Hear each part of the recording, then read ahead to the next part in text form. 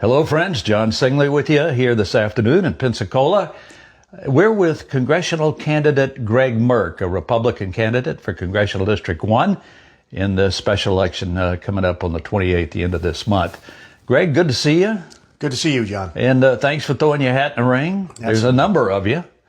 And so we've been talking to a few of you and the other candidates to learn a little bit more detail about the why of your candidacy.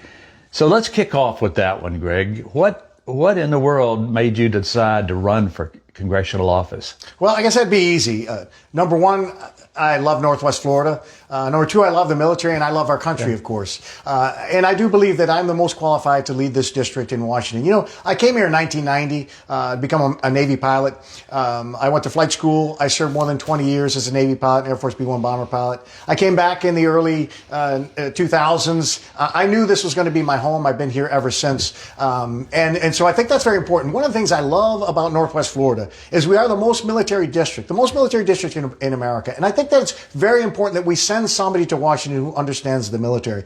It's been some 30 years since a veteran led us in Washington, almost 50 years since a combat veteran. Now, I served in Iraq and Afghanistan. I think only a combat veteran understands the needs of those kind of issues, and that's very important. And of course, I love our country. You know, I've often said America's the greatest nation in the world, and in history, and I know a lot of people say that, but you know, they'll seldom really describe why that is. And let me tell you why that is. Because no nation in the history of the world has ever exported more hope to the entire world. No nation has ever exported more freedom, more of its fiscal treasure, the hard-earned tax dollars of the American worker. And no nation has ever exported its most sacred treasure, the blood and lives of its service members, so that other people can get a taste of what we've enjoyed here for 250 years. Truly, the world is a better place because America's in it. And we need to take our country back because we have lost it. We've lost our way. But I'll tell you, probably one of the most important reasons is my son. I've got a 17-year-old boy. I love that boy more than anything. And I've often said that I've got two primary responsibilities as his dad. Number one, to teach him to love God. And number two, to teach him to love his country. I've raised him to love the Lord Jesus Christ with all his heart, soul, mind, and strength. And I trust that he does. I've given him a God to love. And now it's time to give him a country to love, and that's why I want to go to Washington. As you've been traveling around this district, it ranges, I guess, at least Okaloosa, Santa Rosa, and Escambia County here, and you're making a lot of stops, talking to a lot of people. What are you hearing from the voters out there that's what's big on their mind? Well, I think clearly the voters here is the voters all over the country. It's the economy. It's illegal immigration. And I'll tell you, we have got record deficits. There are three things that are going to be required to get the economy back. It's spending cuts, it's tax cuts, it's regulation cuts. But then there's a fourth, and that is tackling the illegal immigration problem. And I know a lot of people talk about we got to cut spending, They have no specific plans. But I want to just throw a few specifics out there. You know, number one, we've got over 3 million federal employees. They make $101,000 on average. That's $300 billion a year.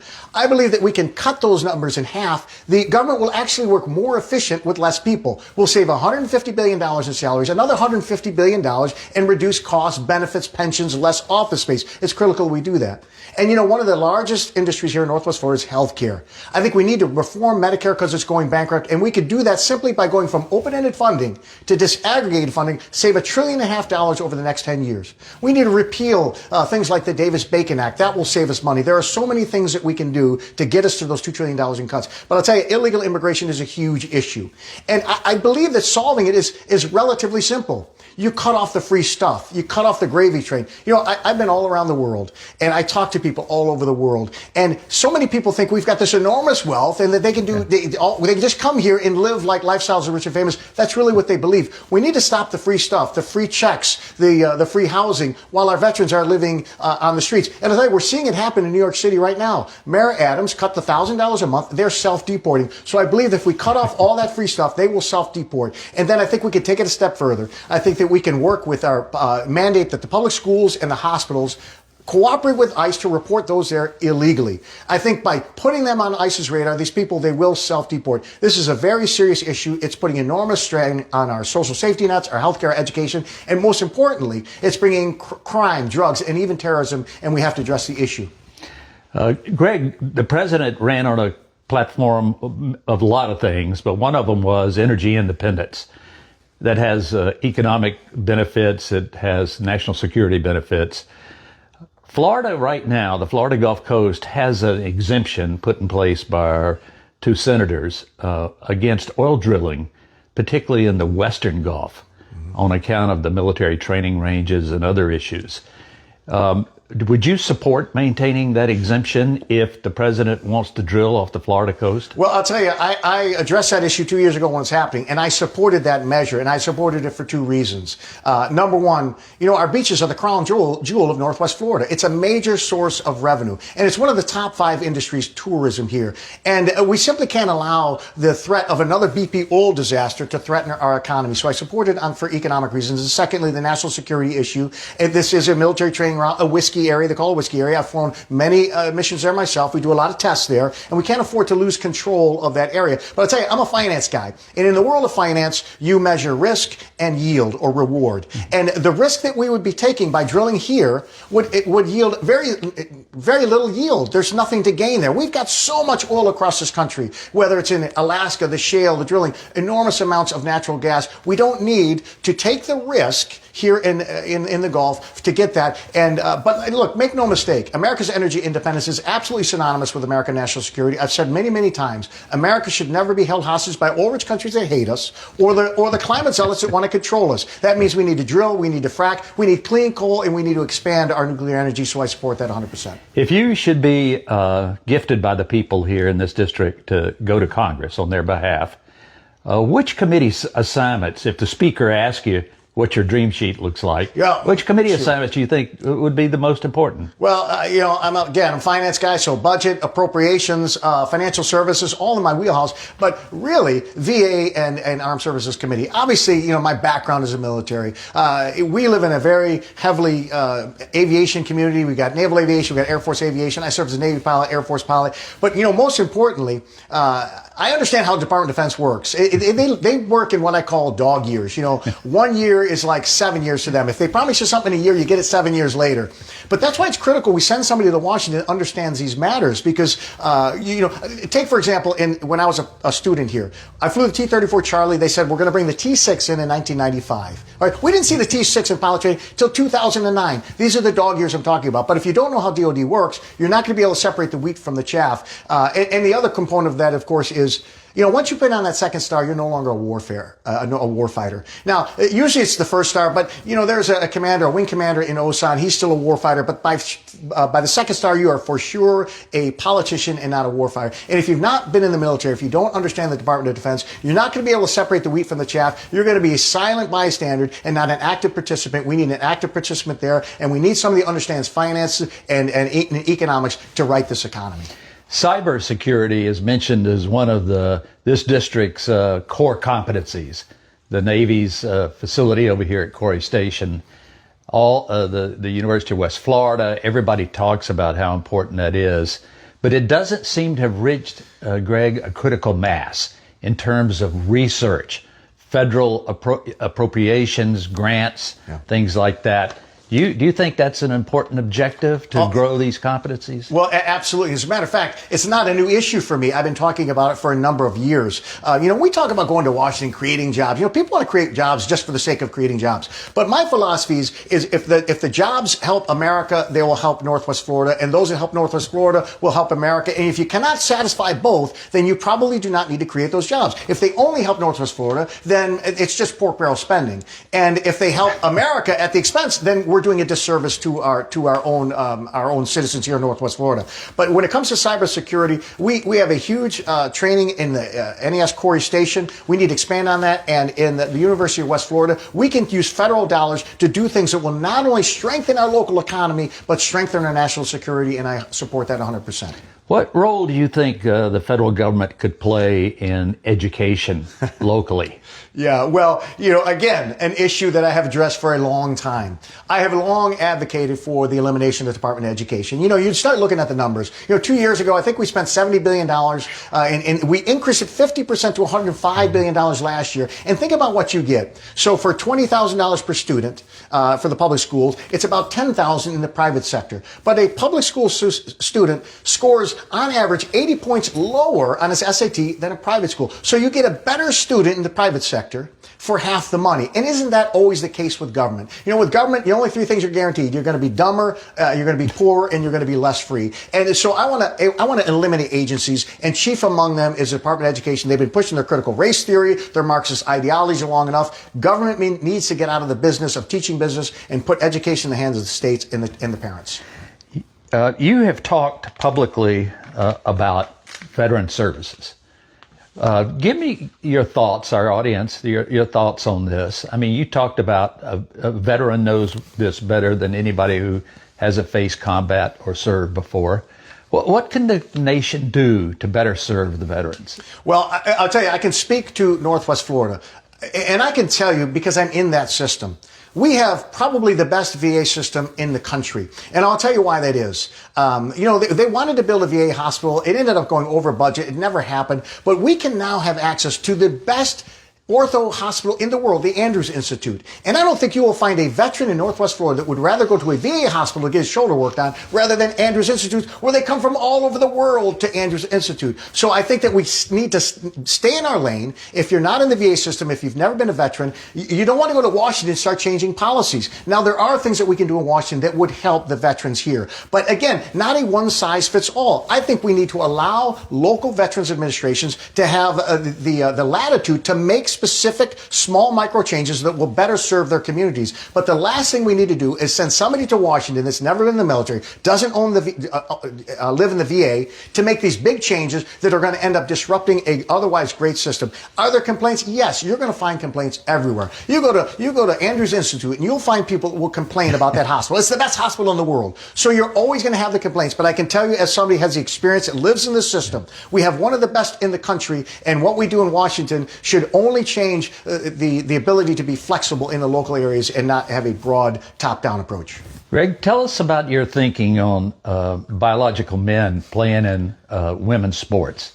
You know, this whole Title IX. You know, I going through college in the 80s, I think Title X, early 1970, or Title IX, early 1970, they started this thing. It's just taken on a whole new face. And, you know, I don't think I ever agreed with it anyway. Because personally, I'm a free markets guy. And even in when it comes to sports, look, if a university doesn't have a women's sport, let's say women's basketball, and it's really getting big. If you don't have women's basketball, you're going to hurt your own school. So, of course, you're going to start these women's sports. But to just go in there and make equity.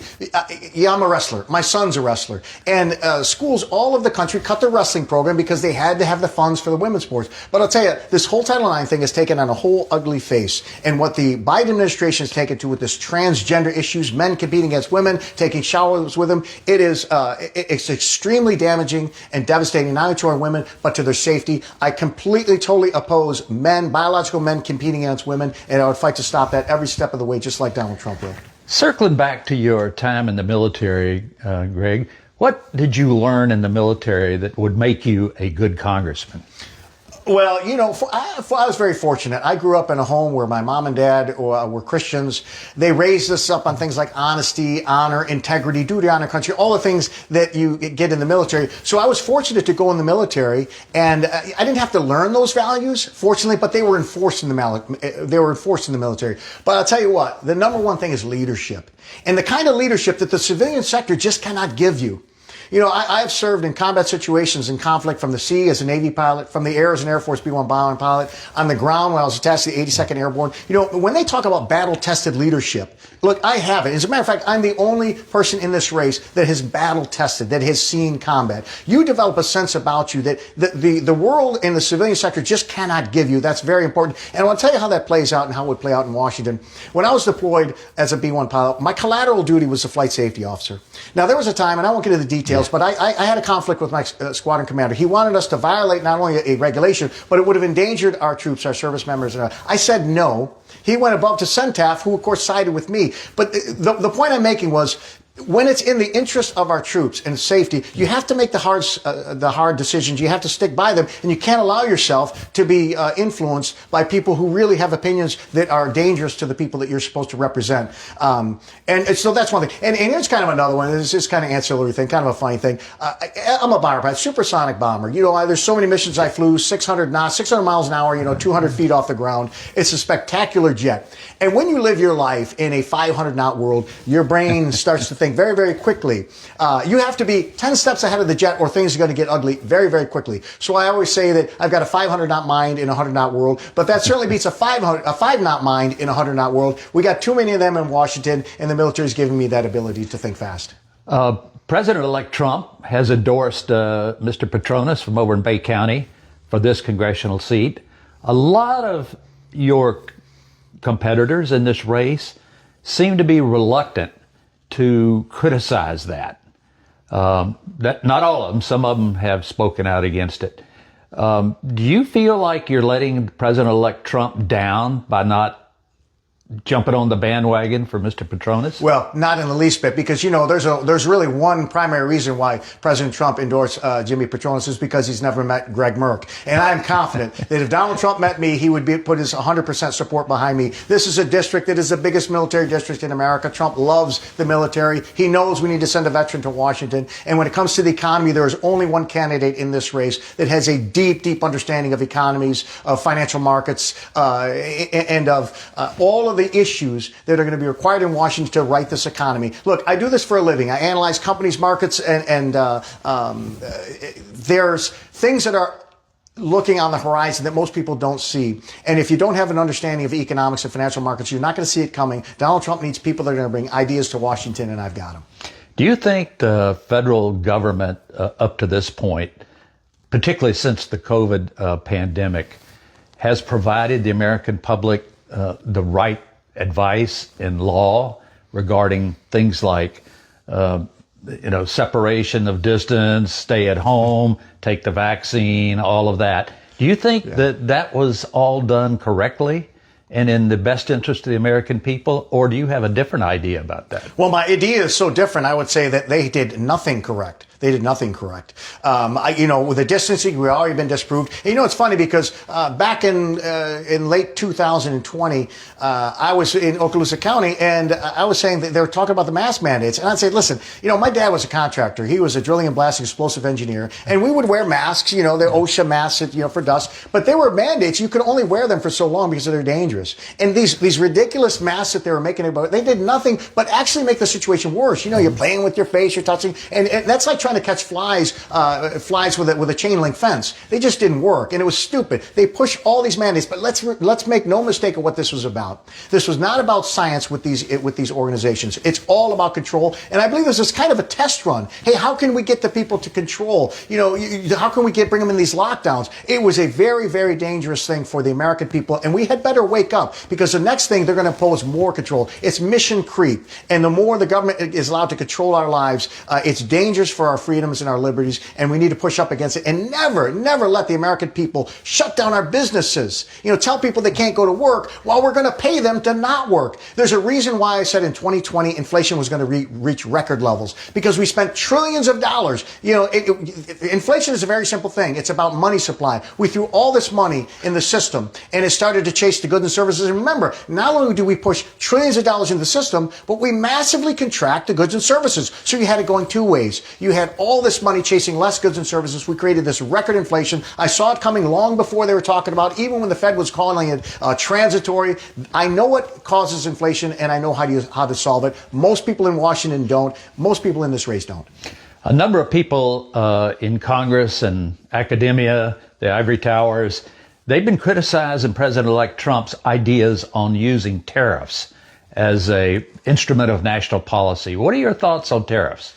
Well, first of all, I think that what people don't understand is that Donald Trump is a negotiator, and I think he's using this as a negotiation tool, because I'm pretty confident that Donald Trump understands that tariffs are not paid by the foreign countries. Tariffs are paid by the companies importing the goods, and they pass those costs on to the consumers. So it's really ultimately the American people that pay the tariffs. But I think the misunderstanding is that these tariffs are going to cause inflation. And listen, inflation is not a factor of tariffs. Inflation is a factor of the supply of money and credit. And if you increase the supply of money in the system, then you're going to cause inflation. That's kind of like, defining a hurricane as a flooded basement. Look, a hurricane is not a flooded basement. You may or may not get a flooded basement if a hurricane comes in, but a hurricane has its own definition that may result in that. High prices may or may not be the result of inflation, but they are not the cause of inflation. But understanding these things is essential. I think the tariffs are a great bargaining tool, but I'll tell you, the fact is we have a $100 billion trade deficit with the world. Over $1 trillion every single year. So that means we're buying more of the world's stuff and they're buying less of our stuff. So if you imposing these tariffs, it would be very restrictive for our economy, but it's a means to an end. We have to stop our dependence on all these foreign goods. It's a threat to our economic security, our national security, and certainly our American jobs. Greg, one of the things we hear quite a bit about locally these days is the high cost of property insurance, particularly along the Florida coast. The state of Florida has taken steps to correct the market or help the market correct. So this isn't really a state question for a congressional candidate, but do you think Congress could play a role in taking some of the burden off the homeowners across the country? Anytime somebody says you think Congress can take a role and take a burden, I say, the last thing I want is for Congress to meddle in our affairs. You know, this is a free market thing. The fact is, what we can do to save those, to help the consumers is stop the inflation. We're spending trillions of dollars more than we take in. You know, we spent $1.8 trillion more than we took in. And the interest on our $36 trillion debt is over $1 trillion. In the last 4 years, we added $8.5 trillion to our debt. That is a massive record. That's not the kind of record you want to beat. So I think that by getting spending under control, that's how you make things easier. And it's kind of the good, bad thing. The fact is, the reason why insurances are very costly, one of the reasons is the price of homes. It's skyrocketing, and you can't insure these homes without, if you start meddling with insurance costs, you're going to get what they have in California. They're just going to pull out. One of the reasons why we got here is you're trying to mandate who can operate here. You're destroying the the competition among these. So we all ultimately pay more. When you've only got 4 or 5 insurance companies, of course you're going to pay more. So you need to increase competition. You need to allow the free markets to dictate price, not government bureaucrats. When they start getting in price fixing, it only makes things horrible for everybody. Greg Merk, Republican candidate for Congressional District 1, special election coming up on the 28th. Greg, thanks for being with us. Is there any last word you want to leave with the voters? Well, for the voters that may not know me, I would encourage you to go to votemerk.com. I would also encourage you to go to my my Facebook page. A lot of videos on there, a lot of Next Gen USA videos that I've posted on there. You can learn about me. I do believe the beta bureaucrats are destroying America. It's time to send the alpha to Washington. It's time to put Merk to work. Greg Merk, thanks. We appreciate the time you've spent with the voters through our audience here, and we wish you the very best of luck. Thank you, John.